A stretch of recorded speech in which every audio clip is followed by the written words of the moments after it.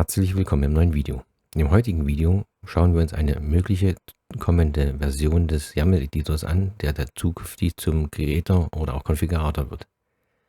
Außerdem wird in der neuen Version eine Update-Funktion mit einer eigenen Datenbank und einem Add-in geboten, was auch Menüs und andere Makros oder Funktionen zur Verfügung stellen kann. Die Version ist noch nicht fertig, aber wir wollen uns schon mal anschauen, wie sie aussehen könnte. Zuerst mal laden wir uns die Datei und schauen uns mal die Neuerungen an. Die Menüs sind in eine eigene Ribbon-Bar oben in der Menüleiste gewandert und bieten eigentlich den gleichen Funktionsumfang wie zuvor, plus den Konfigurator und die Update-Funktion. Man kann auf der rechten Seite dann sehen, welche Versionen von dem Editor und der Datenbank verfügbar sind. Und wir haben eine neue Menüsteuerung für die relevanten Seiten, die eigentlich gebraucht werden. Im ersten Schritt führen wir das Update mal aus. Und jetzt wird das neue Add-in und die neue Datenbank geladen und mit unserem File synchronisiert. Dazu wird die vorhandene YAML-Datei exportiert. Hier ist keine vorhanden, deswegen sagt er, das geht natürlich nicht, um eine Sicherung anzulegen, und das Update wird ausgeführt. Und im nächsten Schritt speichern wir die Datei unter einem neuen Namen.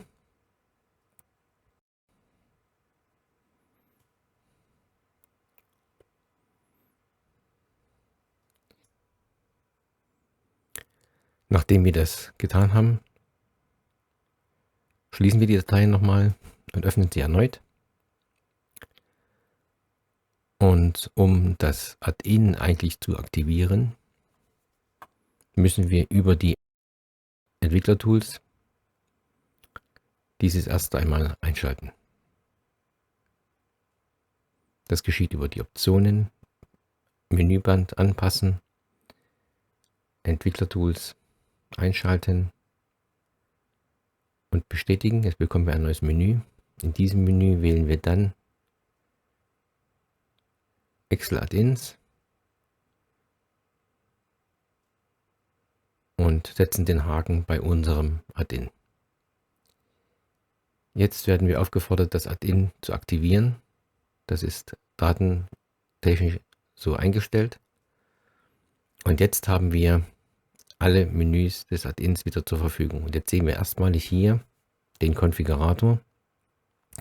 Der Konfigurator bietet die Möglichkeit, vorgefertigte Templates in unsere YAML-Datei einzufügen, über verschiedene Auswahlkriterien. Wir starten einfach mal hier. Jetzt sehen wir zum Beispiel mal jetzt die Versicherung. Zu jeder einzelnen Kategorie gibt es dann eine Hilfestellung, unten als Hinweistexte. Und es gibt dann verschiedene Unterkategorien, die jedes Mal einen eigenen Suchstring oder eine Kategorie beinhalten, die dann zur Namensgebung herangezogen wird. Diese sind bei den vordefinierten Kategorien fest voreingestellt. Und später zeige ich dann nochmal ganz kurz, dass es natürlich auch möglich ist, eigene Kategorienamen oder Benennungen einzuführen. Ja, und das Ganze wird dann bis zu 3 Unterkategorien haben wir. Wir haben jetzt hier die Möglichkeit, einen eigenen Suchstring zu vergeben. Und auch dort ist dann möglich, Kommentarfeld auszufüllen, der am Anfang für jede Subregel und Regel zur Verfügung steht. Und wir können natürlich einen eigenen Target-Folder eingeben, der bei den Templates in der Regel fest verankert ist. So, bei den Einstellungen finden wir dann noch die Zeichenersetzung, in dem Fall eingestellt Leerzeichen und Unterstrich, die wir separat ein- und ausschalten können. Und jetzt übernehmen wir das Ganze mal und schon wird dieses Template oder diese vordefinierte Regel hinzugefügt. Jetzt sieht man hier auch, wie der Aufbau ist. Es gibt die Möglichkeit, mit einem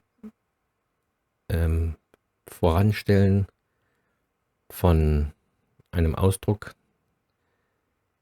diese auch als Regex auszuführen. Das zeige ich jetzt mal hier. Wir wählen jetzt hier mal eine eigene Kategorie, die letztlich auch dem Teilstring im Namen entspricht. Wenn wir für diese Kategorie oder auch für das Template, für den Block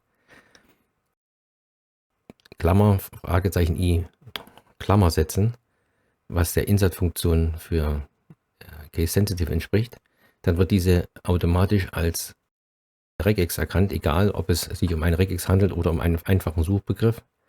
Aber das werde ich in der Anleitung nochmal genauer erklären. Ja, nun können wir das für jede Unterkategorie auch noch tun. Wir müssen dann, wenn wir eigene Regeln definieren, den Schalter setzen, dass wir alle Regeln dieser Kategorie angezeigt bekommen und können dann frei wählen oder selbst ausfüllen. Dort auch hier gibt es wieder den Suchstring für die Subregel bzw. für die Hauptregel, wenn gewünscht, und auch dort könnten wir dann eine Regex machen. Für den Fall, dass wir die Kommentare nicht ausfüllen und den Target Folder, werden wir darauf hingewiesen, dass, ob wir diese ausfüllen möchten oder nicht. Das beantworten wir mal hier mit Nein. Es sind wieder einige Abfragen eingefügt, die das Ganze etwas abrunden, um Hilfestellung zu geben, was möglich ist. Ja, das war mal ein kurzer Ausblick auf die neue Version, die kommen könnte. Sie ist noch nicht fertig und es fehlen noch einige Details. Und die Templates sind natürlich noch nicht vollständig, das werden sie wahrscheinlich nie sein, aber es sind halt nur wenige enthalten. Das Ganze möchte ich als Beta-Version einmal zur Verfügung stellen für interessierte User, die mit mir das Ganze testen würden, weil die Regelblöcke natürlich getestet werden müssen. Außerdem wäre es interessant zu wissen, welche Funktionen wären wünschenswert oder sind gewünscht und was müssen wir unbedingt noch integrieren. In dem Sinne, vielen Dank fürs Zuschauen und bis zum nächsten Video.